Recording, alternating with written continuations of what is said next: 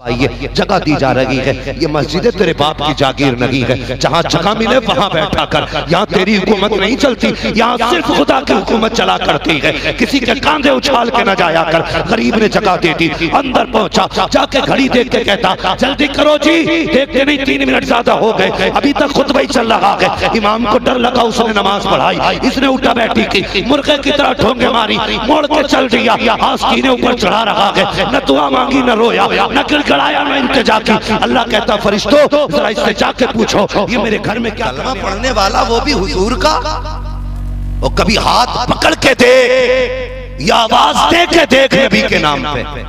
ऐतराज हुआ था ना जी कई चीजों को लेके कि हमारा झगड़ा भारत के मुसलमानों से है, ये विदेश वाले क्यों बोले, फला जगह वाले क्यों बोले। ओ भाई होश में रहे, होश में, तुझे पता नहीं है यही तो इस्लाम की खूबसूरती है। अलग अलग लोगों ने अपने आप को जातों में बांटा, लेकिन मेरे नबी दुनिया में तशरीफ लाए, ला इलाहा इल्लल्लाह की रस्सी दी है, सबको एक रस्सी से बांधा और दुनिया को ये बता दिया ये खित्ता तुम्हारा पूरा मुल्क है, ये दुनिया तुम्हारी सल्तनत है। हिंदुस्तान नहीं, कायनात के किसी कोने पे रखने वाला अगर कलमा पढ़ने वाला है और नबी की जात की बात आएगी तो मुल्क नहीं, सरहदें नहीं, दीवारें छोटी पड़ जाएंगी। गुलाम एक जगह नजर आएंगे, सब एक जगह नजर आएंगे।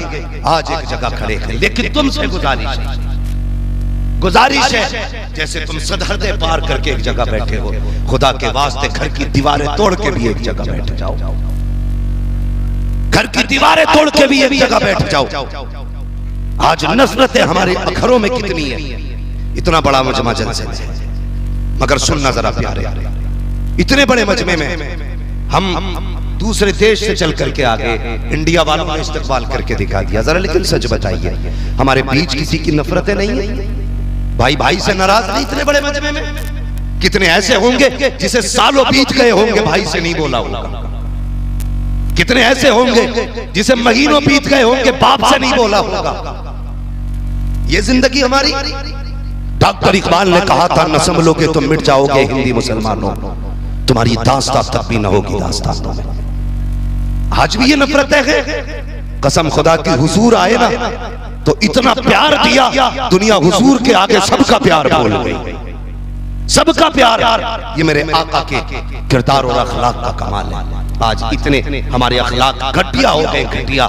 हम जब घर से निकलते ना वो 4 यारों में बैठते तो सुबह से शाम तक हमारी हंसी नहीं रुकती, लेकिन जब अपनों के सामने आते तो मुंह भिलिया कद्दू जैसा बना लेते, सूझा हुआ मुंह, ना हंस सकता ना बोल सकता। बाप कहता कहा था पूछना जरूरी है क्या, ये लहजे हमारे बाप से।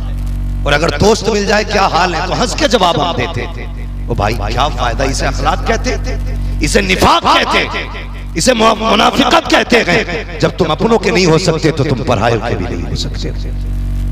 यारों को हंस के दिखाना, अपनों को मुंह चढ़ा के दिखाना, ये गलत है। सफों के बीच में मोहब्बतें पैदा करो, एक दूसरे से प्यार बांटो। उठाना मेरे हुजूर की जिंदगी, अखलाक देख पैगंबर इस्लाम का। और तुझे बताऊं ईरान से एक बच्चा माँ की गोद में किसी फंक्शन में जा रहा था, किसी दावत में जा रहा था, डाकुओं ने कब्जा किया, हमला किया, माँ की गोद से बच्चे को छीना, लेकर के चले गए। लाने के बाद मक्के की बाजार में बच्चे की बोली लग रही है। जब बाजार में बच्चे की बोली लगी, हजरत खदीजतुल कुबरा का खादिम बाजार में गुलाम खरीदने गया था, जाकर के उसने उसी बच्चे को खरीदा, खरीद के लाने के बाद खदीजतुल कुबरा के हवाले कर दिया। बहुत और से सुनना प्यारे, अंदाज़े बयां मेरा बहुत शौक नहीं है, शायद तो उतर जाए तेरे दिल में मेरी बात। आज नफरतें देखो, पैगंबर का किरदार देखो। खदीजतुल कुबरा की बारगाह में गुलाम पेश किया गया है, आपने गुलामी के तौर पे बच्चे को रखा, फिर उसके बाद आप निकाह करके हुजूर की खिदमत में आई है। जब सारी दौलत हुजूर को दी है, उसके बाद गुलाम भी हुजूर को दे दिया। खदीजतुल कुबरा ने गुलाम हुजूर को दिया। जानते हो उस गुलाम का नाम क्या था? उस गुलाम का नाम है हजरत ज़ैद बिन हारिसा रज़ियल्लाहु ताला अन्हु। ये वो गुलाम है हजरत खदीजतुल कुबरा ने मुस्तफा के हवाले कर दिए, आका की खिदमत में रहने लगे। अब मुझे बता तो सकी, जिसका बेटा गुम गया हो उस माँ की रात कैसी कटती होगी, जिसका बेटा चला गया हो उसके बाप की जिंदगी कैसे गुजर रही होगी। माँ बाप दिन को भी रोते हैं, शाम को भी रोते हैं। एक दिन यमन का काफिला ईरान का काफिला मक्के के बाजार में आया, हजरत ज़ैद बिन हारिसा को देखा, देखने के बाद पहचान लिया ये तो वो बच्चा है जो हमारी बस्ती का रहने वाला है, इसके बच्चे भी इसके बाप बेकरार है, माँ रोती रहती है। वापस गया काफिला, जाकर के कहा था सुनो हारिसा, हमने तुम्हारे बेटे को मक्के की गलियों में देखा है। इतना सुना बाप बेकरार हो गया, पता चला वो गुलामी की जिंदगी गुजार रहा है। ओ यार बाप बाप हुआ करता है, अगर डॉक्टर ये कहते बच्चे की जिंदगी बच जाएगी लेकिन तेरी सारी कायनात खर्चे में आएगी, बाप सब कुछ बेच देता है ताकि बेटे की जिंदगी बच जाए, अपने आप को बेच देता है ताकि बच्चा बच जाए। और यार ये बाप का जिगर होता है। फिर जवान मुझे तो बता, जब डॉक्टर ने ये कहा था तेरे बाप को ब्लड की जरूरत है, तू मुंह चुरा के चला गया, मुझ में कम ब्लड है, वो हया नहीं चाहिए, ये बाप है बाप, ब्लड तो क्या है, अगर जान भी देनी पड़े हंस के दे दिया करो और ये कहा करो जान देती हुई किसी की तो थी, हमको ये कह के हक अदा ना हुआ। किया करो, बाप की कदर किया करो। कहाँ गई इज्जत बाप की, किधर गई बाप की कदर? आज कोई बाप को बाप कहने तैयार नहीं, ससुर को मुंह फैला के बाप कह देता है और बाप को कहता कहाँ गए जी, शर्म नहीं आती? इन्हें जी कहता है बाप के बाप। नसीब है तुझे खुदा ने बाप कहने का मौका दिया है, वरना कितनों को तो बाप कहने का मौका तक न मिला। ज़बानें तरसती रह गई, काश मैं किसी को बाप कह के आवाज देता, कोई मुझे बेटा कह के आवाज देता। हाँ जवानों, हमें पता नहीं चला कब जवानी आ गई, कब बुढ़ापा आएगा। अगर बाप ना होता तो जिंदगी के एक एक मिनट का हिसाब हमें याद होता, एक एक मिनट का। जवानी कब कैसे आ गई उन्हें पता नहीं चलता जिनके सर पे बाप होता है। कभी यतीम से पूछ बाप के बगैर कैसी कटती है, पूछना जाके किसी के हाथ काले देखे ना मोटरसाइकिल की सर्विस में, उसका हाथ पकड़ के पूछना बेटे इस उम्र में काम करने क्यों आया है, वो कहेगा मैं भी पढ़ना चाहता था लेकिन बाप के जनाजे के साथ मेरे ख्वाब ही चले गए। आज बाप है तो कदर करो, इज्जत करो। बाप बाप होता है, हस्ती मिटा देता है औलाद के लिए बाप। हस्ती आज जो छह जगह से फटी पैंट पे पहन के टहलते गए हम, पता नहीं ये किस पैसे से खरीदी गई है, कितनी मेहनत से हमारे बाप ने कमाया है। और कभी रोड पे बाप को मजदूरी करके देख, कभी लोगों के चौराहों पे लोगों के सामने बाप को गालियां खाते देख। उसने तुझे पालने के लिए कितने लोगों के ताने सुने, कितने लोगों की गालियां सुनी है, तब जाके तुझे जवानी का तोहफा मिला है।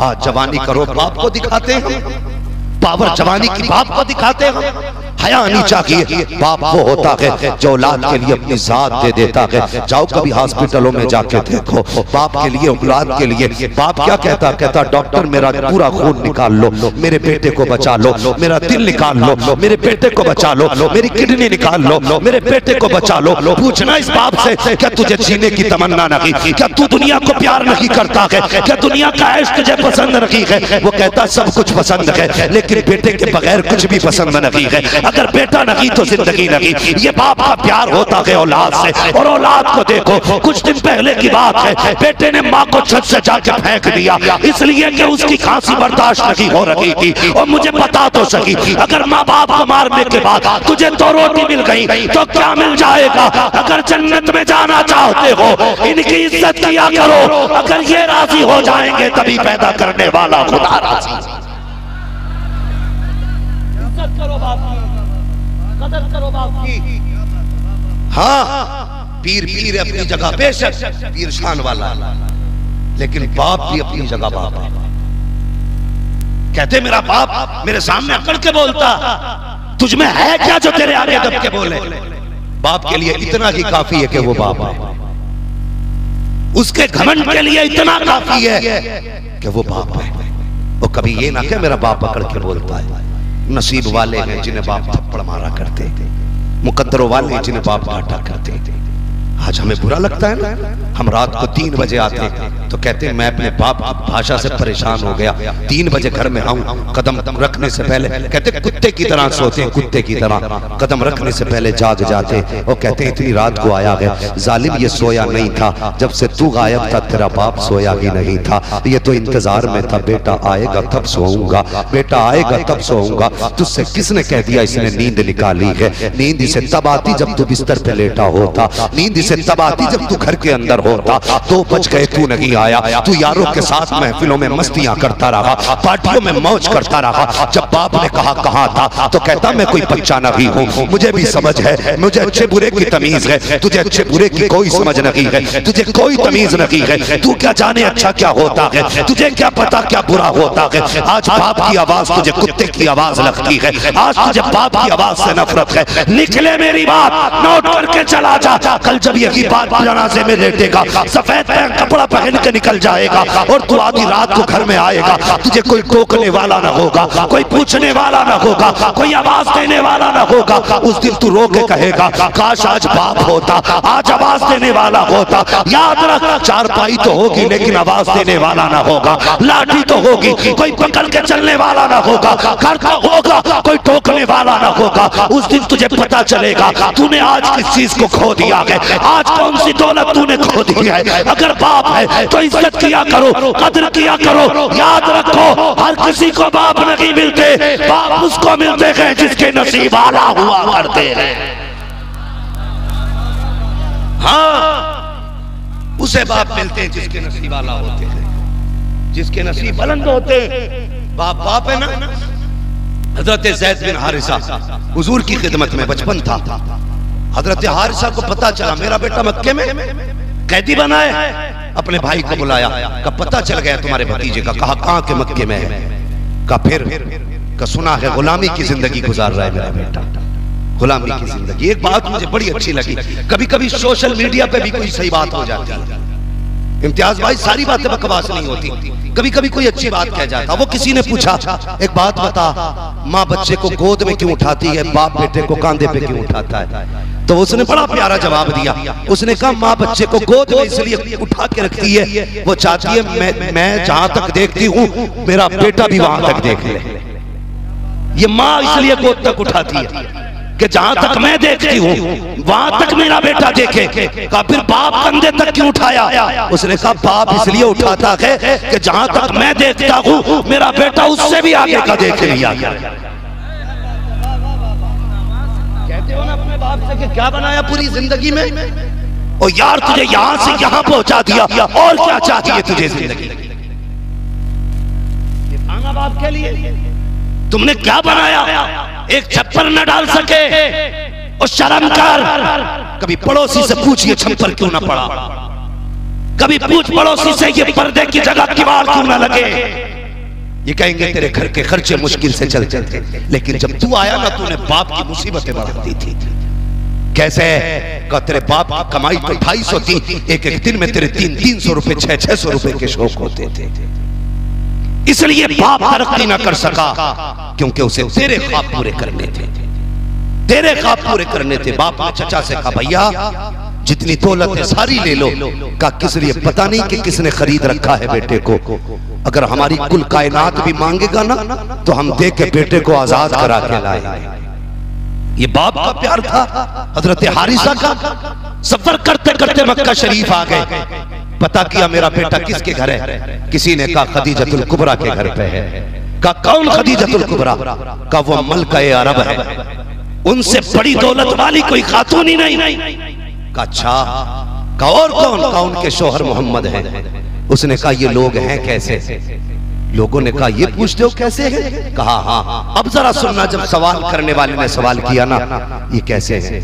एक ने कहा सुनो, खदीजा को ताहिरा कहा जाता है, मोहम्मद को ताहिर कहा जाता है। मोहम्मद को ताहिर कहा जाता है। का अच्छा, का और कुछ। का इतने सखी हैं दरवाजे से कोई खाली नहीं गया, आज तक कोई खाली नहीं गया। कहने लगे क्या देंगे। का जिसने जो मांगा दिया गया। दौलत मांगने वाले को अमीर बनाया गया, इज्जत मांगने वालों को इज्जतें दी गई है, रिस्क मांगने वालों की नस्लें पाली गई हैं। का इतने सखी है। कहा हाँ। का अगर हम जाएंगे हमारा बेटा लौटा देंगे। का तुम नहीं जानते हो मोहम्मद जहाँ ताहिर है वहाँ करीम भी है, और करीम वो होता है जब देने पे आता है तो बदला नहीं लेता, फ्री में लौटा दिया करता।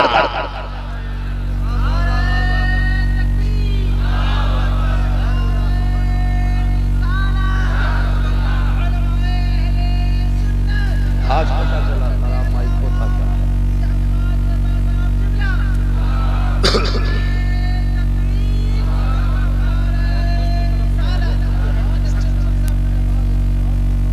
तवज्जो है?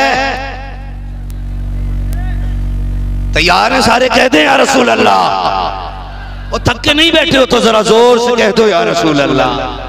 अल्लाह सलामत रखे। का इतने करीब कोई खाली नहीं है। अल्लाह अकबर। चचा भतीजे आ गए, हुजूर के कदमों में खड़े हो गए। सुना है जी हमारा बेटा आपके पास है, क्या नाम है तुम्हारे बेटे का? कहा जैद बिन हारिसा। मेरे हुजूर ने फरमाया ठहरो। हुजूर ने आवाज दी बेटा जैद। हुजूर की जबान से लफ्ज़ बेटा निकला। आका फरमाते हैं बेटा जैद। इतनी आवाज का निकलना था, हजरत जैद बिन हारिसा की आवाज आई, जी आया या रसूल अल्लाह। आए और आका के कदमों में बैठ गए। बाप की तरफ मुड़ के भी नहीं देखा, मुड़ के भी नहीं देखा, हुजूर की तरफ रुक किया। आका फरमाते बेटे इन्हें जानते हो? बच्चे से मुस्तफा फरमाते इन्हें जानते हो? मुड़ के देखे, कहने लगे जी ये मेरा बाप है, ये मेरा चचा है। अल्लाह अकबर। फरमाने लगे ये तुम्हें लेने आए हैं। जब इतनी बात कही ना ये तुम्हें लेने आए हैं, हजरत जैद बिन हारिसा ने बाप के चेहरे को देखा। अल्लाह अकबर। फिर हुजूर के चेहरे को देखा। इतना कहना था लेने आ गए, रोने लग जाते हैं। आका फरमाते जैद जो तू कहेगा वो किया जाएगा। अगर तेरी मर्जी होगी तो भेजा जाएगा, मर्जी ना होगी तो भेजा जाएगा। हजरत हारिसा ये सोच रहे थे परसों के बाद बेटा मिला है, देख करके कदमों से लिपट जाएगा, बाप का दामन नहीं छोड़ेगा। तारीख हारिसा को भी पता थी कि अगर 40 साल के बाद याकूब बेटे से मिलते हैं तो आंखों की रोशनी लौट आती है। जब बाप बेटे को देखते हैं एक दूसरे के प्यार में खो जाते हैं। और ये तो हमारा बेटा है, हमें 6 महीने बाद में लगा है, साल के बाद में लगा है। हमें देखेगा कदमों से लिपट जाएगा, हमें देखेगा हमारे आगोश में आ जाएगा, हमें देखेगा साथ जाएगा। लेकिन बाहर आमीना के लाल तेरी रहमतों पे सलाम, तेरी कुर्बतों पे सलाम, तेरी जरबतों पे सलाम, तेरी मोहब्बतों पे सलाम। जब हजरत जैद से कहा था ये लेने आए हैं, क्या फैसला है? रोके कहते या रसूल अल्लाह आपके कदमों से जुदा होकर के मैं जीना नहीं चाहता हूँ। का बाप जरूर है लेकिन मैं आपको छोड़ के जाना नहीं चाहता। इतना कहा बाप तड़प गया। बाप कहने लगा जी बे बाप तेरा चल मारो रही है। और यहाँ गुलामी की जिंदगी, वहां आजादी की जिंदगी। हजरत जैद ने कहा था अब्बा तुम्हारे घर की आजादी से मोहम्मद की गुलामी की जिंदगी बेहतर है।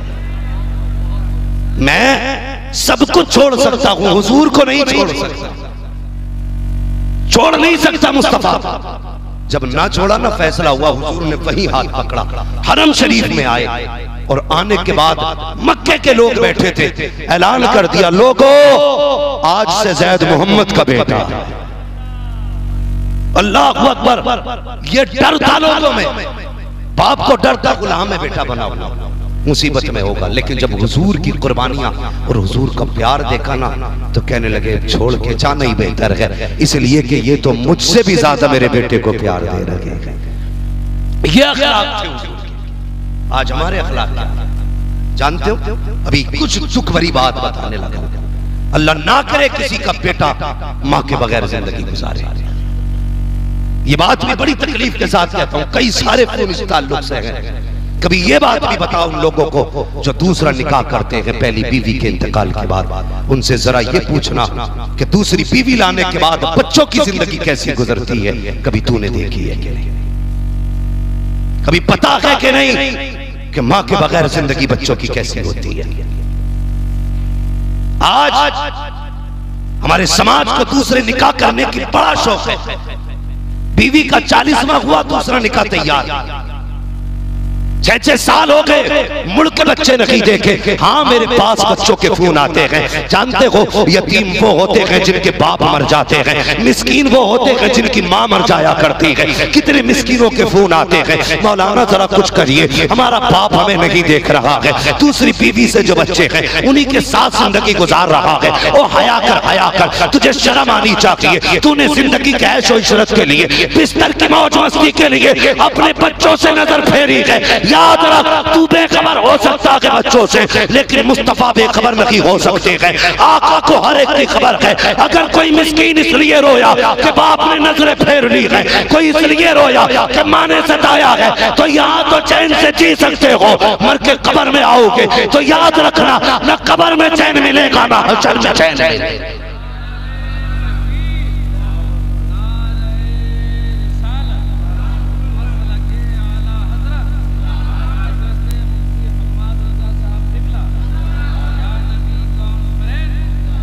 तो यार रिश्तों का हक अदा करना सीखो। रिश्ते हैं क्या? दूसरे निकाह के लिए मुसीबत। कितने बच्चे आज भूखे बैठे हैं, जवान बेटियां मजदूरी करके खा रही हैं, इसलिए कि बाप पहली बीवी के साथ है, दूसरी बीवी के साथ। बहन खुदा की कसम, ये कौन सा किरदार है? मुझे तो लफ्ज दुनिया के सबसे मीठे लगे।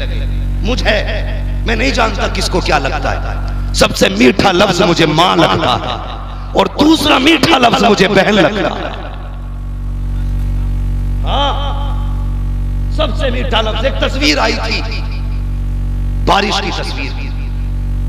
उस तस्वीर में भाई छोटा, बहन बड़ी थी। ये साइज था। बहन भाई की उंगली पकड़ के ना बारिश में खुद भीग रही थी, भाई के ऊपर दुपट्टे से साया किया था। जैसा था भाई से वैसे ही कर दो। अब आज समझ में आनी चाहिए। भाई के ऊपर साया बहन ने किया।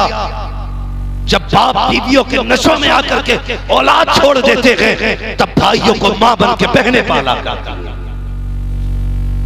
आज बहनें मजदूरी कर रही हैं, दूसरों की गालियां सुन रही है। तुझे क्या पता है, जब ये मजदूरी करने जाती है कितनी जगह दुपट्टे उतारे जाते हैं, कितनी जगह इनके जिस्म की नुमाइश की जाती है, लेकिन जाएं तो कहां जाएं? अगर दुपट्टा ना उतारा तो नौकरी से निकाला जाएगा, कपड़े ना उतारे तो तनख्वाह रोक दी जाएगी। और हया करो, ये बेटियां क्यों यहाँ तक पहुंची है? हमारे जैसे बेगैरतों की वजह से। कसम खुदा की, अगर हम ज़कात देने पे आ जाते, सही से ज़कात ही दे देते, तो कसम खुदा की ना कोई बेटी भीख मांगती, ना कोई बेटा भीख मांगता। मैं किसी को दान देने नहीं कहता, तुम्हारी रोटी उठा के देने नहीं कहता। मैं कहता हूं वही दे दो जो खुदा ने तुम पे लाजिम किया। कम से कम किसी की बेटी की इज्जत तो बच जाएगी, किसी का दुपट्टा तो नहीं छीनेगा, किसी की आबरू तो नहीं लुटेगी। मेरी कौम उठो, अब सोने का वक्त नहीं है। ये नहीं एक दिन जलसा करा लिया पूरा साल सोएंगे, नहीं। आज अहद करो, आज जलसा हुआ है, जब तक जिंदा रखेंगे तब तक हुजूर की इज्जत में पहरे देते रहेंगे। ये अहद करो, वरना मत आना किसी जलसे में, मत सुनना किसी को अगर अमल करने की तमन्ना ना हो तो। रह गई मौज की बात तो वो कहीं भी जाके हासिल कर लेना। कभी जलसों में मौज मत ढूंढना, मत ढूंढना जलसों में मौज। और अगर यहां आए हो तो जवानों बदलो अपने आप को। तुम देख रहे हो जमाना कितना बदल गया।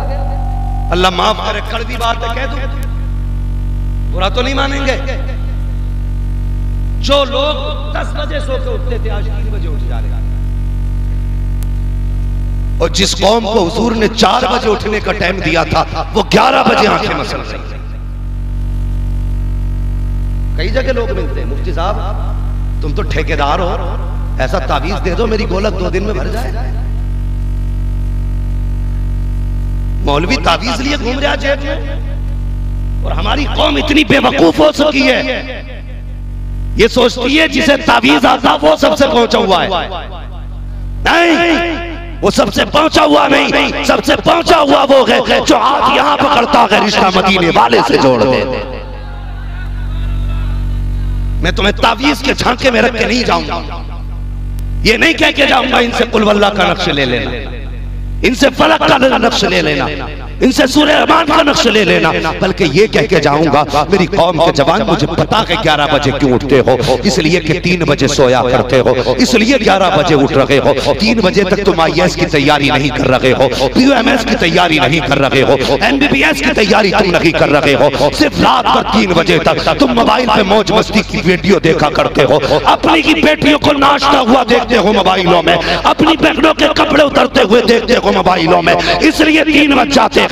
कसम खुदा की खा के कहता हूँ, कौगंदी हो चुकी है। तावीज के लिए, बरकत के लिए एक नक्श छत पे लगाया, एक कुर्सी पे लगाया, एक काउंटर पे लगाया, एक गोलक पे लगाया कि बरकत होगी। कसम खुदा की खा के कहता हूँ, ये तो नक्श है। अगर 11 बजे सो के उठने का इरादा हो, नक्श नहीं पूरा पीर ले जाके टांग दे, कुछ नहीं हो सकता है। अगर बरकत चाहते हो, फजर में उठा करो, सजदे किया करो, अगर वो राजी हो गया तो रोजी में बरकत होने लगेगा।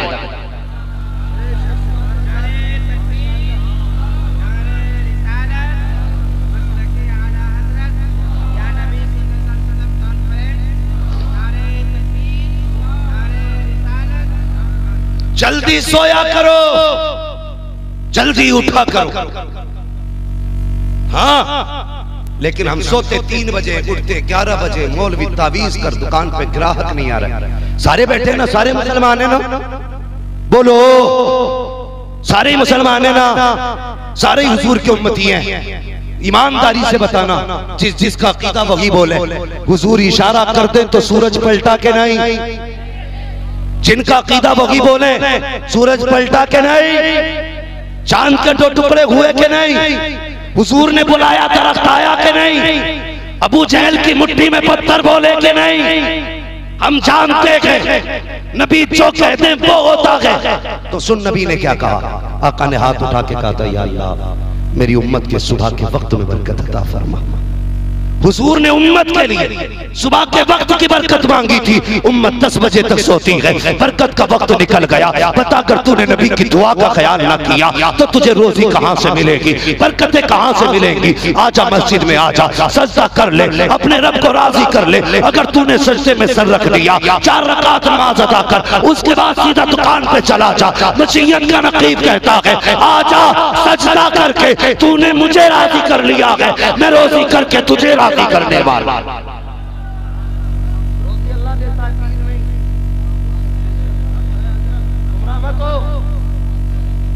अल्लाह रोजी देता है, पीर नहीं। हमारी कौम कहां जा रही है, गलत नहीं कह रहा हूं। अगर तुम्हें लगे मैं वहाबी हूं, खुदा की कसम मुझे लगता है मैं तुम में सबसे पक्का बरेलवी। हाँ, मैं अपने अंदर को झांक के कहता हूं सबसे पक्का बरेलवी में हूं। लेकिन सच बताइए, दिल पे हाथ आता, अगर हमसे कोई आके कहता है ना, हमसे कोई आके कहता है ना, और सीधी बात आके ये कहता है, सुने तवज्जो है ना सारे लोगों की, बेटे तवज्जो है, गौर करें। हमसे कोई पूछता क्या हाल है, मैं तुम्हें अपने अकीदे बता रहा हूं, अकीदे क्या हाल है, कहता बस पीर का करम। बुरा ना मानियो भैया, अगर कोई पीर बैठा हो मिंबर पे तो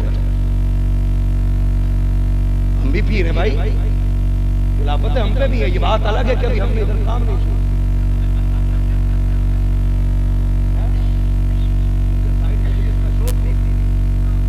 चाहते अल्लाह इसी में जिंदगी गुजार दे, नबी नबी करते रहे, इसी में जिंदगी गुजर जाए। कोई पीर बुरा ना माने, अगर पीर सच्चा होगा ना तो वो ताईद करेगा। किसी ने कहा क्या हाल है, बस पीर का करम।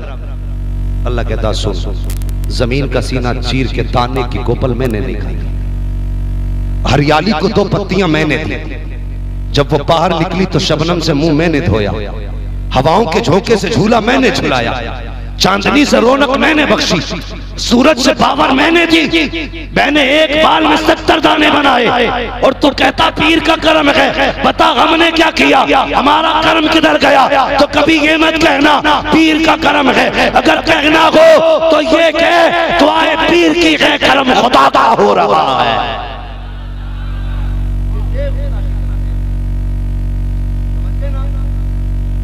पीर की है करम। ये चच्चा लोग कतई नहीं बोल रहे, क्या मसला है, सारे पीर हैं। नाराज होके बैठे, कुछ भी हो जाओ कुछ नहीं बिगड़ता, बस ये दुआ करना कभी मदीने वाला ना रूठे, ये ख्याल है। तो क्या कहना आज के बाद? दुआ पीर की है करम, जोर से करम, कभी अल्लाह से मांगते ही नहीं बंदा, कभी नहीं मांगता। ये मैं नेचुरल बात बयान कर रहा हूं। जैसी ना दर्द हुआ ना, हाय रे डॉक्टर, फसल मारी गई तो हाय रे पीर, ऐसा लग रहा सलसले पीर की चौखट से ही आ रहे निकल के, हाय रे पीर दुआ कर दो क्या कि कल से ग्राहक ही कोई नहीं आया। ये अकीदे ओ भाई, कभी दुख आए ना तो कभी रब के घर भी आ जाए कर। तुझे पता है कितने दिन हो गए तू कभी मस्जिद की तरफ नहीं गया? तुझे पता है तूने कब से कुरान खोल के नहीं देखा? ख्याल है कुछ? कोई ख्याल नहीं। पीर कह देता 40 जुमेरातें चिराग जलानी है तो बंदा 41 जुमेरातें जा रहा चिराग जलानी। 5 बार मस्जिद से इमाम अजान दे के कहता हय्या अलल सलाह हय्या अलल फलाह। होगा इमाम कहीं का इमाम। ये वही है ना जो हमारे घर रोटी खा, ये वही है ना जिसे हम 60 रुपए हफ्ता देते। ये सोच है हमारी,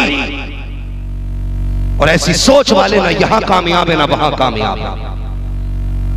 याद रख, ये तेरे घर रोटी जरूर खाता है, तो महीने में 100 रुपए जरूर देता, लेकिन ये वो है जब हाथ बांध लेता है ना तो तेरा भी हाथ पकड़ के खुदा की बारगाह तक लेके जाया करता।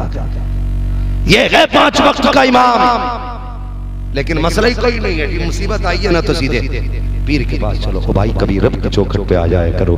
तुम्हें पता है रब कितना करीम है, कितना करीम है तुम्हारा रब, अल्लाह अकबर, सोच भी नहीं सकते। एक सहाबी एक हुजूर की बारगाह में खातून आई, कहने लगी या रसूल अल्लाह, कहा जी, कहा मेरा बच्चा नहीं मिल रहा है, कहा फिर, कहा हजरत दुआ फरमाए हुजूर मुझे मेरा बच्चा मिल जाए। जरा दिल खोल के ये बात सुनना, आका करीम की दुआ से माँ को बच्चा मिला। जब बच्चा देर से मिला ना तो माँ बेटे को ऐसे लिपटी जैसे सदियों के बिछड़े हुए मिल रहे हो। कभी माथा चूम रही है, कभी लब चूम रही है, कभी सीना चूम रही है। आका फरमाते सहाबा बताओ तो सही, क्या इस माँ से भी ज्यादा कोई प्यार करता होगा? फरमाते हुजूर, आका फरमाते बताओ तो सही, इस माँ से भी ज्यादा कोई प्यार करने वाला है? सहाबा कहते या रसूल अल्लाह, माँ से ज्यादा कौन प्यार करने वाला होगा? मेरे आका की आंखों में आंसू आ गए। फरमाया सहाबा जितना ये माँ प्यार कर रही है, खुदा ऐसी 70 माओं से ज्यादा अपने बंदे से प्यार किया।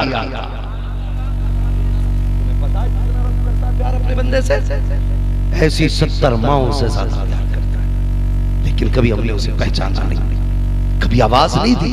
और देखे देख आवाज, अल्लाह की कसम तेरा लहजा नहीं टूटेगा, मदद खुदा की पहले आ जाएगी। ये रब है हमारा, करीम रब है हमारा। फरमाया गया बंदा जब कहता ना या रहमान,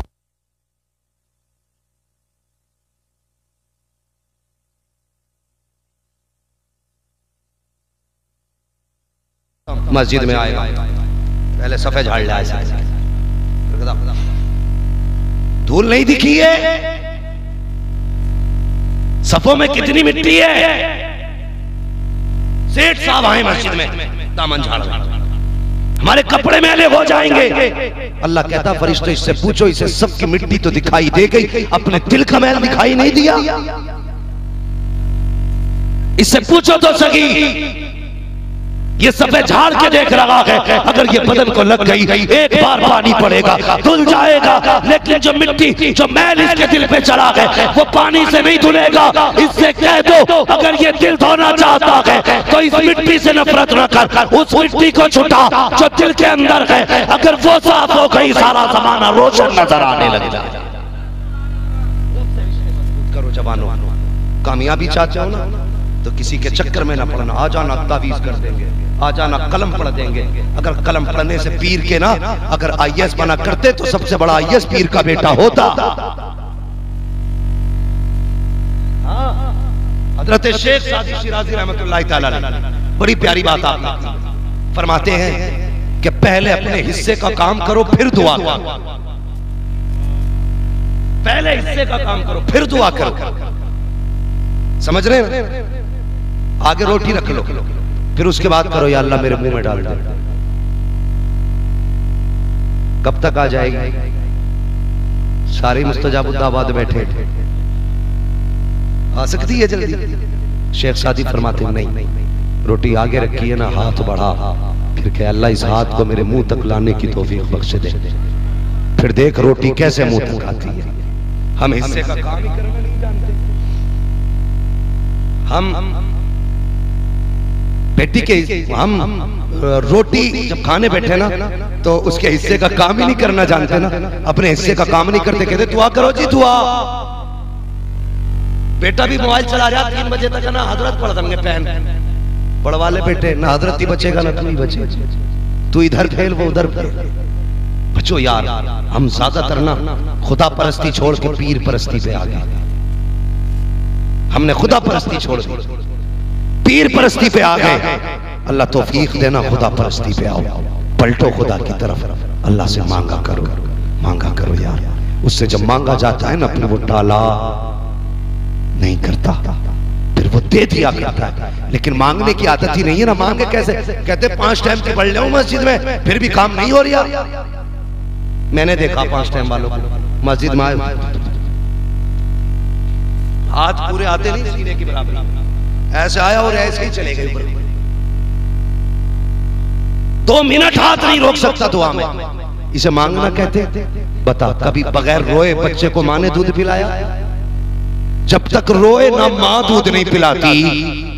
अगर बिन रोए दूध नहीं मिल सकता तो बिन रोए तुझे खुदा से कैसे मिल सकता है?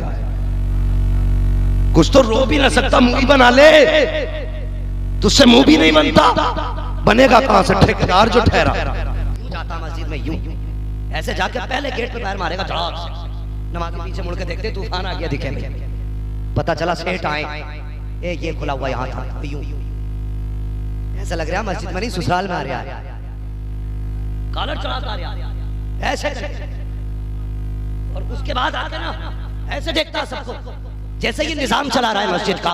गरीब आदमी बैठा है ना, मुड़ के देखता, अरे कोटेदार आए हैं, जगह दे दो वरना राशन मार लिया जाएगा। प्रधान जी हैं, जगह दे दो वरना पट्टा नहीं मिलेगा।